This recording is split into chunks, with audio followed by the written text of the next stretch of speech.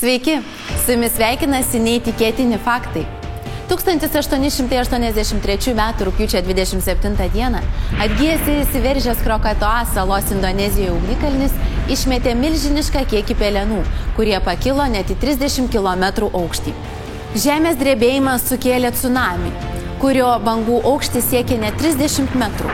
Išsiveržimo metu nuo žemės paviršiaus buvo nušluoti 165 Indonezijos salų pakrantėse įsikūrę kaimeliai.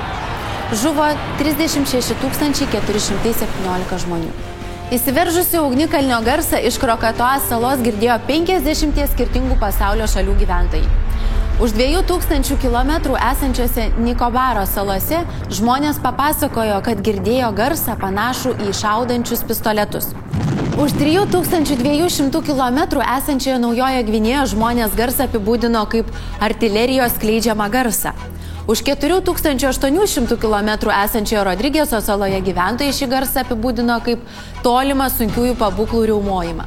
Palyginimui įsivaizduokite. Klaipėdos gyventojas aiškina, kad girdėjo garsą, kuris atsklido iš Vilniaus. Tikriausiai pamanytumėte, kad šis žmogus išprotėjo. Tačiau šios miestus skiria viso labo 300 km. Šiuo atveju kalbame apie 15 kartų didesnį atstumą.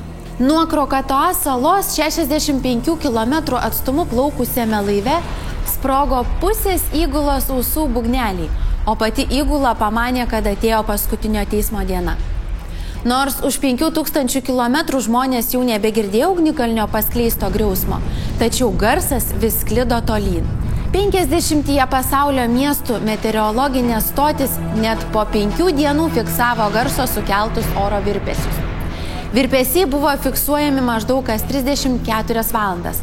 Būtent per tiek laiko garsas apkeliauja aplink Žemės planetą.